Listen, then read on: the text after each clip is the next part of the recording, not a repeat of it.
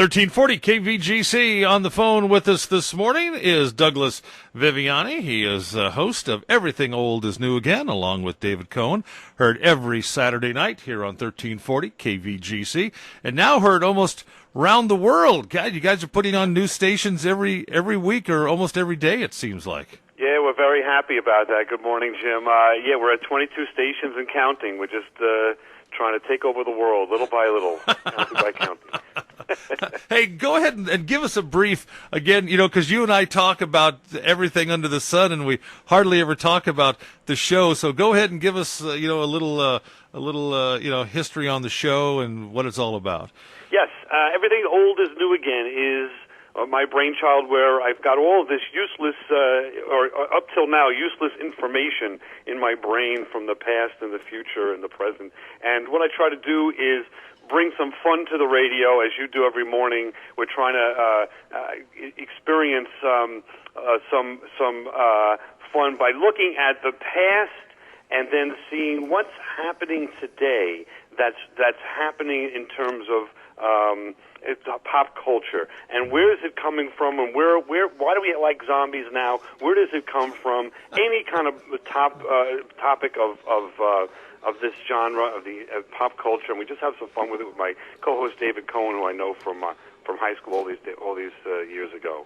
Well, I've got JD with me in the studio, so he's going to be chiming in once in a while here too. So say hi to Douglas. Hey, Doug, one thing that I was just talking about that I think's funny, you talked about the zombies. Shows about drugs. The show with Walter White. What was that show? Breaking Bad. Breaking Bad. Yeah. Some of the straightest laced people you've ever met. One of their favorite shows. It's about a guy making drugs and distributing them, and it's huge. Yes, exactly. And the question is why, and where is it coming from? Yeah. And I remember growing up as a kid watching shows like that with, it was big in the 70s, everyone focusing on that aspect of our pop culture, like Y50 and trying to combat the drug culture and why and what's it all about. So, I don't know, that show is a little bit more, you were kind of rooting for the drug dealer, so it's a little different take on it, but that's what happens in the evolution of all these pop culture topics. So it's very interesting the way things develop, and that's what we try to do. And you could take the show Sons of Anarchy too. That would be another one that would fit in that same category. Absolutely. We root for the villains almost back in the 1930s when the gangsters were so big in the culture, Well, it's October. We had a little bit of rain yesterday, which was good news, and we can talk about the Butte fire and all that in just a little bit, but October means one thing. It means Halloween costume shopping, and I don't know if it's what it's like in your house, but it was always a big thing in our house. It is a dilemma. We have had dilemma at the household here because Angelica, my 6-year-old, and Leo, my 3-year-old, are trying to figure out what in the world are they going to be for Halloween. So we went Halloween shopping, and we cannot figure out what princess Angelica should be. The Sleeping Beauty, Aurora, or she should be Elsa and Anna from Frozen, or Sophia the First.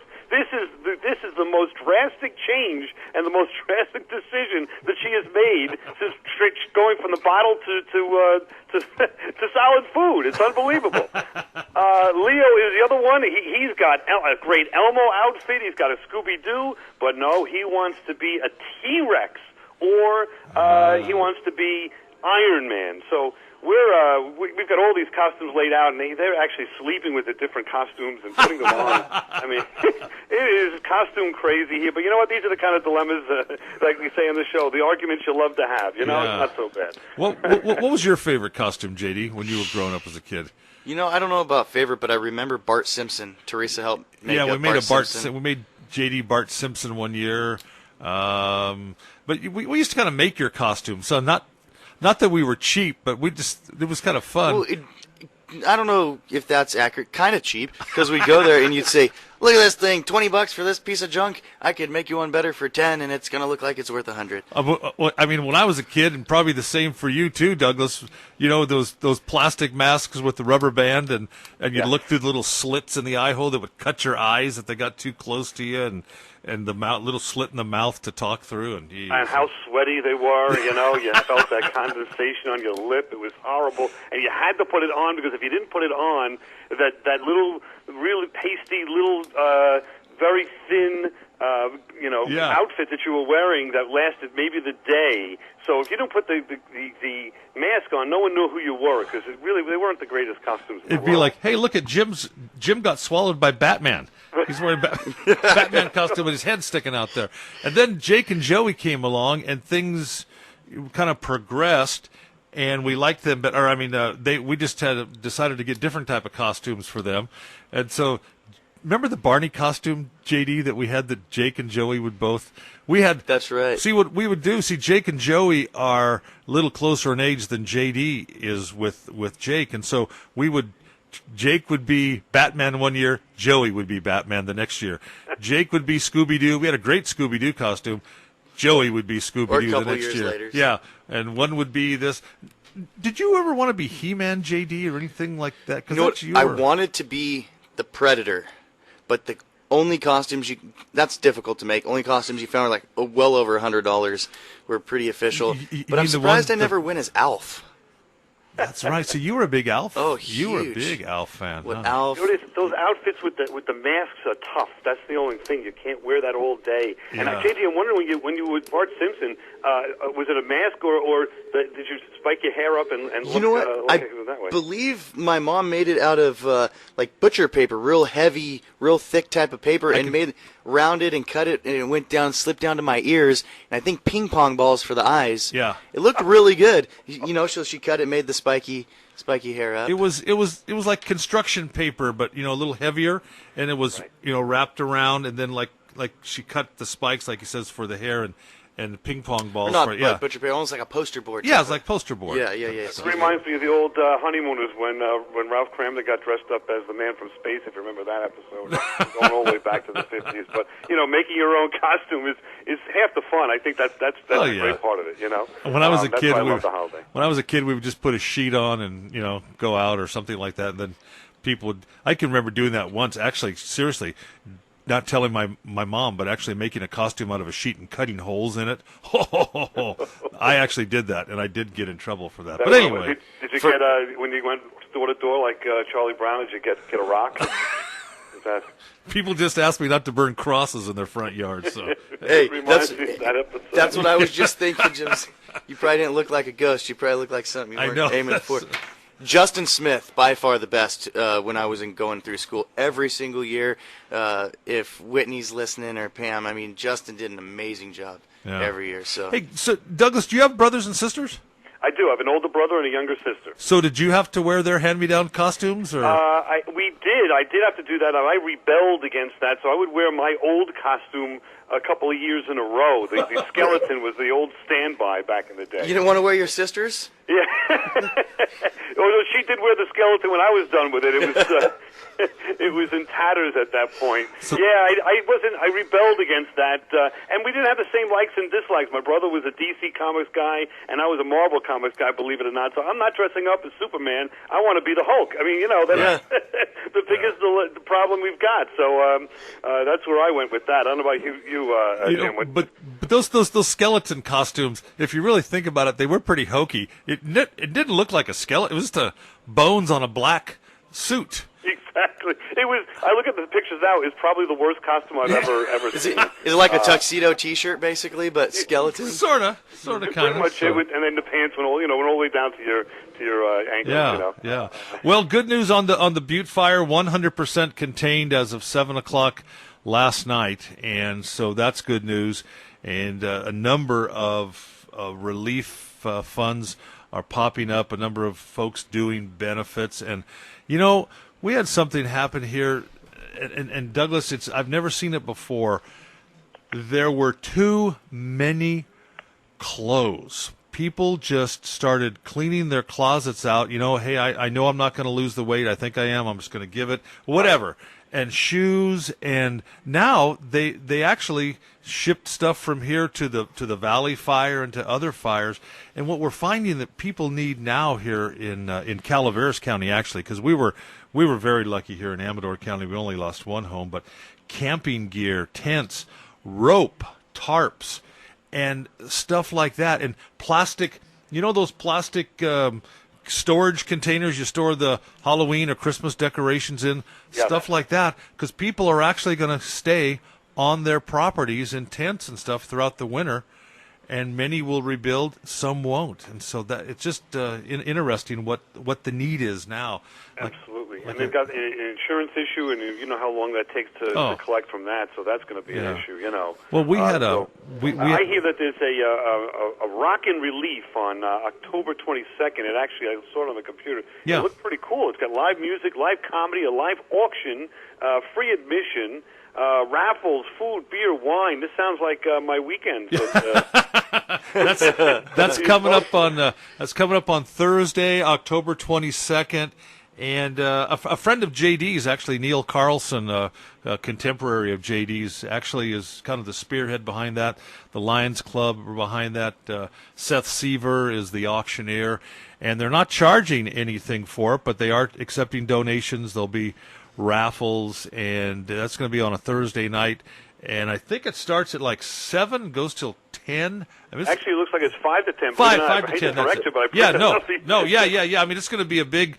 It's going to be at the Kennedy Mine, which is a great venue, and again, it's a great community event, and again, another way of the way that people are coming together to help our neighbors with something like this. I was listening to your show because you were doing such great coverage on that a little ways back, and I heard the story of too much clothes being delivered to a certain location, a parking lot somewhere, and it just shows you that, you know, when times are tough, people will dig in and try to help each other. That's what's great about the local community there. So what's up with this week's show? What are you going to cover?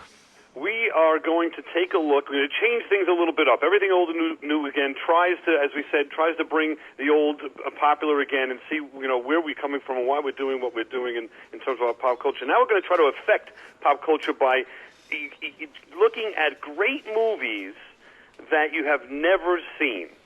So we're going to try to bring things to the forefront here that will maybe change your viewing habits a little bit, because there's so many movies out there, and you can get from Netflix and Apple TV, and there's tens of thousands of movies, and so many times I go to that log, and it's just, how do you look up these movies on TV? It's impossible, you know? Unless you know the movie you're looking for, it's hard to just find a movie to watch that's an older movie. So we have quite a presentation of the comedy movies this week that you would love to see if you even knew they were out there. Just movies you've not seen that I think are going to be great. That always amazes me when you go to Netflix or Hulu and you start searching in the movies, and you go, when did this movie come out? What is this movie? Who is that? When did that? All these B-type movies. Do you see the same thing, JD, when you do that? I mean, you know what I do sometimes? I'll look up specific actors, and you see some of their earlier movies, and you say, what the heck is this? What were they thinking when they did that? So. Yeah, I did that with John Candy recently, believe it or not. And I saw a movie called The Great Outdoors, and another one called Summer Vacation. Now, these are not on the show, but these are the also-rans, if you will. And I tell you the truth, if you want to smile, tune in either of those, and you'll have a couple of laughs. And I don't think they made a lot of money, and so therefore I don't think a lot of people have seen them. I love Great Out. Is that the one where he eats has the giant steak at the yes, restaurant? That's it. Yeah. Oh, I love that movie. It's a great movie. Yeah, hilarious. You know, I saw a movie over the weekend. Teresa and I were home, and this movie came on, and I don't want to watch this. And it was called Identity Theft with Jason Bateman and is it Melissa McCarthy? Is that the girl? That was hilarious. Yes. That was hilarious.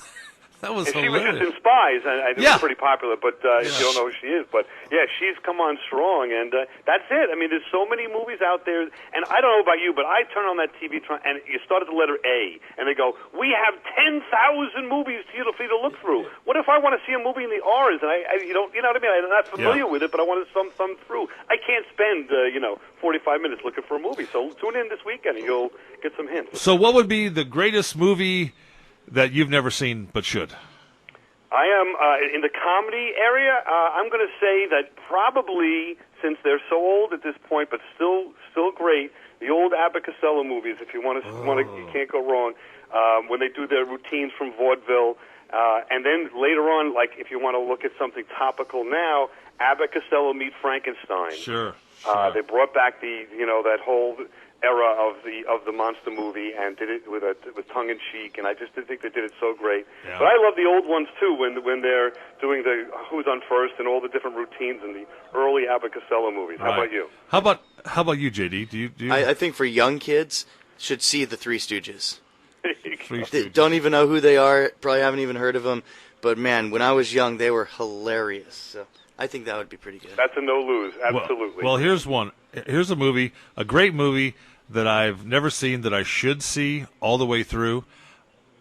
I've never seen Vacation with Chevy Chase all the way through. I have an idea of what it is. Vegas Vacation's one of MC's favorite movies. I've seen parts of that. That's where his wife starts shacking up with. But with Wayne Newton. I've seen parts, and isn't Dennis Quaid or one of the Quaids? Randy Quaid. Randy Quaid. That's it. I've seen parts of these movies. Doesn't Grandma get rolled up in a carpet? It's run over by a reindeer? What? Dies, and doesn't the dog pee on the sandwiches? I mean, I've seen parts of movies, but I've never seen them all. And sounds like you've seen the best parts, but you just gave away the best parts. Yeah, there we go. So, all right, everything old is new again. Saturday night, 6:00 here on 1340 KVGC. Douglas Viviani, thanks again for the visit this week, and we'll talk with you next week. Excellent. Thank you. All Enjoy. right, take care.